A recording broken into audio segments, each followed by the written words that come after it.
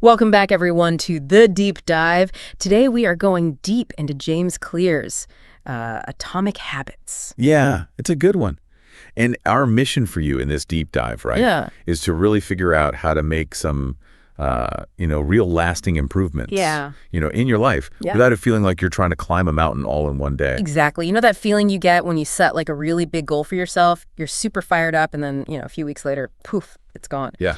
Atomic Habits, I think, has a really interesting approach to this, which is this idea that you can, fundamentally reshape your life through these tiny, almost invisible changes. Like you don't even notice them, Right. but they build up over time. Yeah. And I think what's so cool about the book is it's kind of like it makes you realize that, significant progress doesn't always require like these massive, leaps. Right. Right. It's really about the core idea, which I think is so powerful in the book, is that small, consistent improvements compound over time. Okay, let's unpack that a little bit. Let's talk about this compounding idea. So the book talks about this 1% better rule, and it sounds almost too simple, right? Just improve 1% each day. Right.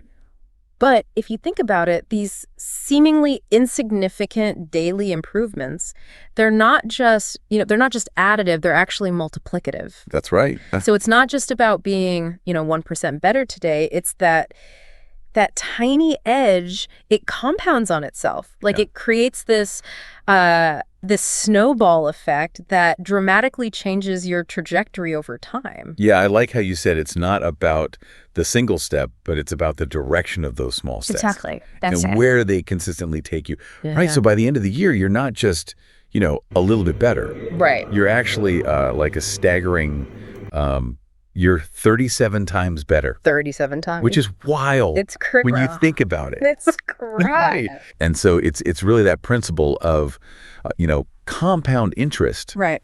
but applying to your personal growth, right? Yes. And so it shifts your focus from those like huge and sometimes kind of overwhelming goals to the steady accumulation of those small wins. And what I really like about Atomic Habits, too, is that it's not just like a theory, right? It's not just like some, self-help guru, just kind of making stuff up. Right. He really really digs into the psychology and neuroscience behind how habits actually form. Yeah, absolutely. And backs it all up with, tons of real-world examples and these really compelling stories. Yeah, and that's part of what makes it, I think, so effective. Right. It's not just kind of like a bunch of motivational fluff, Right. It's really based on science and evidence. It is. It is. Yeah. So, for you listening, right, if you've been kind of wanting to build a habit like, daily meditation or reduce your screen time or finally stick with that yoga routine, our goal here is to give you some really practical tools to kind of move you from just thinking about it to actually doing it and making it stick.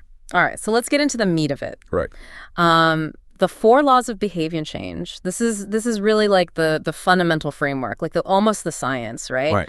Of building those good habits that we're aiming for, and just as importantly, breaking those bad ones Yeah. that hold us back. So Clear, he essentially breaks down the habit loop. So the sequence of cue, craving, response, and reward. Right. And he provides a really practical lever for each stage. Yeah. So the 4 laws really directly address these elements. Exactly. And it just gives you a really systematic way to think about, how habits are formed and how we can intentionally shape those habits. So the first law is all about making it obvious. Right. So this law really centers around the idea that, for a habit to even get started, you first need a trigger, something to kind of kick it off. Right. What Clear calls a cue, and he really emphasizes this power of setting up your environment in a way that makes the cues for the habits that you want to build incredibly clear. Right. Like, think about this. If you want to make meditation a regular part of your day, right, simply leaving your meditation cushion in a place where you're going to see it, like first thing in the morning, Right.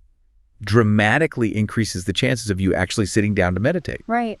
Right. Because that visual cue is right there. It's right there. It's almost demanding your attention. Yeah. And that actually connects really nicely with, the idea of mindfulness, right? It's about training yourself to become more aware of the environmental triggers that influence your behavior, both consciously and unconsciously. Absolutely. And so once the cue is obvious, Right. the second law kicks in, which is make it attractive. And this is all about the motivation, right, behind habit formation. Okay, so this is where our brain's reward system comes into play, right? That's right. So the book talks about the role of dopamine and how we can make habits more appealing, right? More attractive by linking them to things we already enjoy. Right. That's a key insight, is that, by associating the habit that you want to develop with something that you already find pleasurable, you're making it more desirable to your brain. Right. Right. And so, the example that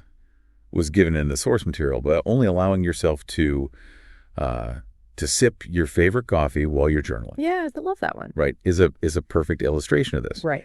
So when you pair that journaling with your morning coffee, it's not just this pleasant association. Right. Your brain actually starts to link the act of journaling with that release of dopamine. Right. That you get from that coffee. Mm-hmm. And so it creates this like neurological reward loop, right? Mm-hmm. That strengthens the habit. So it completely reframes it. It's no longer just like this chore on your to-do list. Right. It becomes linked to this like enjoyable ritual, so it actually starts to feel like a reward in itself. Precisely. Yeah. So that increased attractiveness creates a stronger pull towards that desired behavior. Okay. Right. Now, the third law is all about reducing friction. Right. Make it easy. I love this one because it takes away this pressure of having to make these like huge heroic efforts, Right.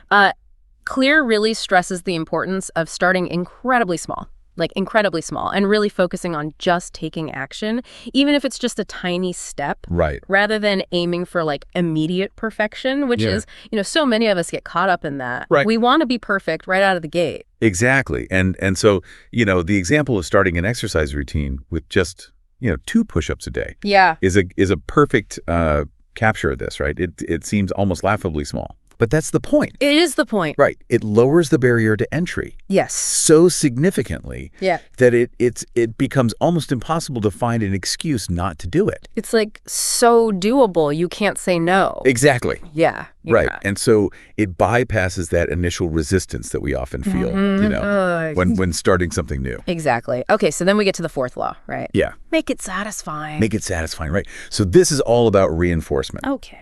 Right? So this law highlights the power of immediate gratification in solidifying a habit. Right. So when we experience a positive feeling right after performing a behavior, we're much more likely to repeat it in the future. Yeah. And you know what? Even something as simple as tracking your progress, like checking off a box on a habit tracker, can give you that little hit of positive reinforcement. Right. That sense of accomplishment, right? It's almost like gamifying your growth. Exactly. Right. You see this visual proof of your progress, and that in itself becomes this powerful motivator to keep going. Yeah. It creates that feedback loop that strengthens the habit. Right. Okay. So now the book also talks about how to break those unwanted habits. Right? Yeah. And it's the reverse application of these 4 laws, right? That's exactly right. To break a bad habit, you want to make it invisible by removing those cues that trigger it, make it unattractive by highlighting its downsides, make it hard by increasing the effort required to do it, right, and make it unsatisfying by removing any immediate pleasure or even adding some negative consequences. Right. And I think about, all those times where I've tried to, cut back on something, right? Like checking my phone first thing in the morning. And this approach of making it invisible really speaks to that, right?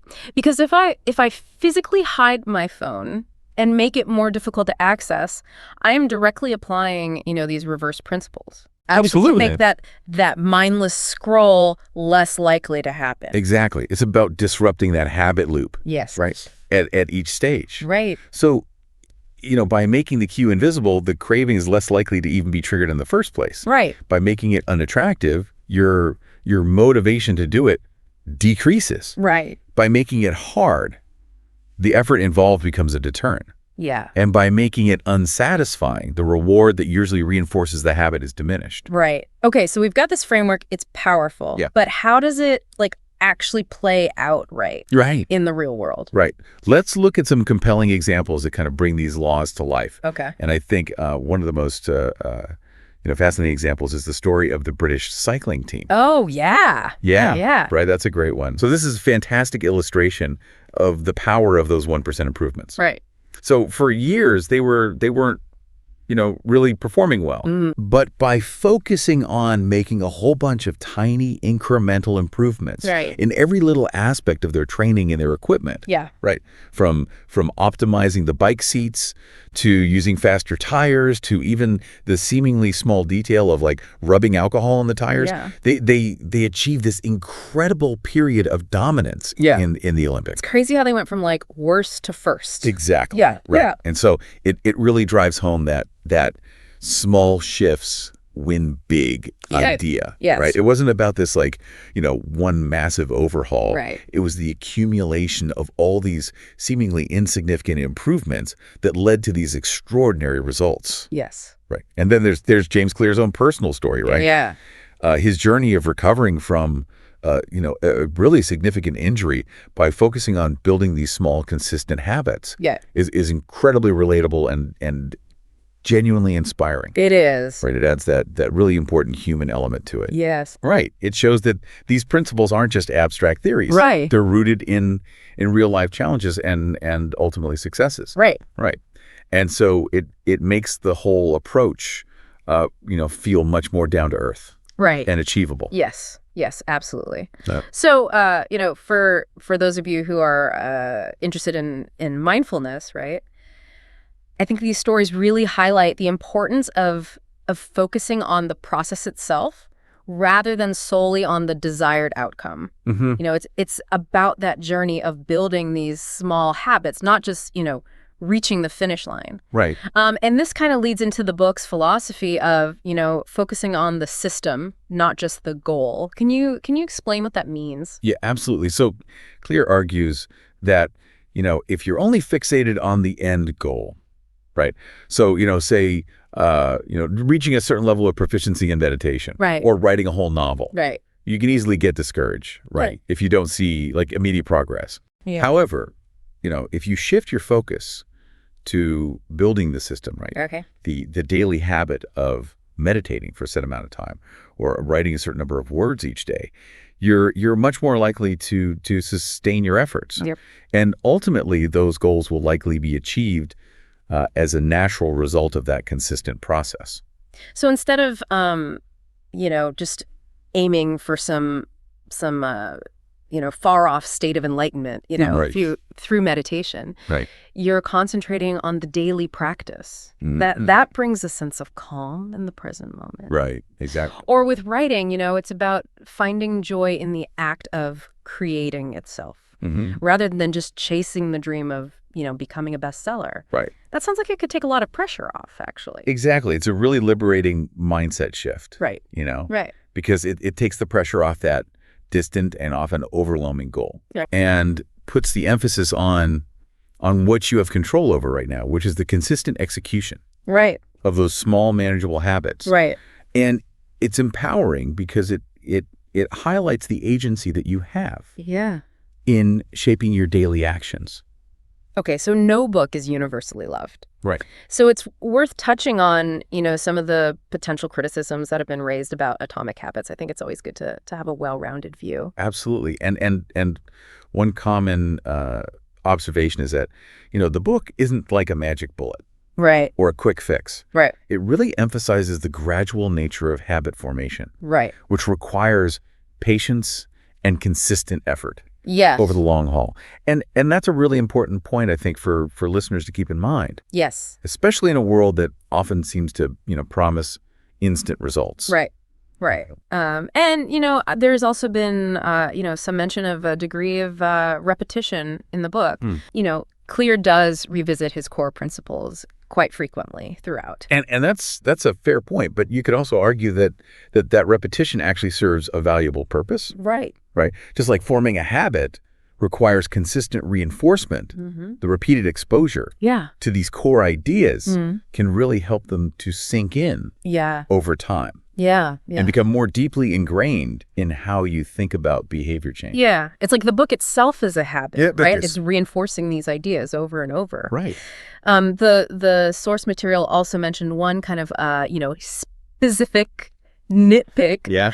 Which was this desire for the book to delve a bit more into the emotional aspects, right, of habit formation. Right. So things like, feelings of shame or fear that sometimes, really sabotage our efforts. Yeah. That's a really nuanced point, and it's a valid area for further personal exploration. While the book provides a fantastic framework for the mechanics of habit change, Right. acknowledging the complex, emotional landscape that often accompanies these efforts could add another layer of understanding. Right. Right. For instance, the shame that's associated with, past failures can sometimes make it really hard to even start. Right. A new habit. Yeah. No matter how, obvious or easy you try to make it. Right. Right. So exploring strategies for overcoming these emotional barriers could be a valuable addition for some listeners. Right. And it highlights that while the 4 laws provide a strong foundation, Right. our emotional responses, right, Yeah. to both success and setbacks are also really critical factors in the long-term sustainability of habits. Okay, so as we start to wrap up here, who is Atomic Habits really for? Like, who's the target audience? I think ultimately it's a book that has incredibly broad appeal. Yeah. Whether you're just, beginning to think about personal growth, or you already have, well-established self-improvement practices, the core principles outlined in Atomic Habits offer really valuable insights and practical strategies that you can implement.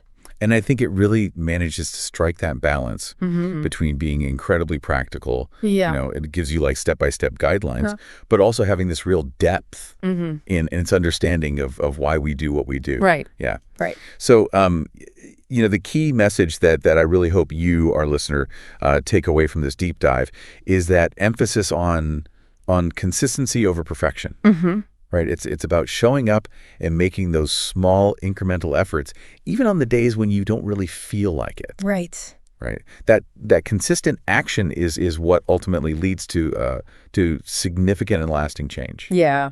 And that's a really encouraging and sustainable perspective. It is. In a world that often pushes for, these immediate and dramatic transformations. Right. Exactly. Yeah. Okay, so final thoughts. Yep. Atomic Habits really does sound like an essential read, or listen, for anyone who's serious about making positive changes that actually stick. Absolutely. It offers a clear, actionable roadmap for building better habits and breaking bad ones. Yeah. And it's all grounded in solid scientific principles and brought to life with those really compelling real world examples. Yes.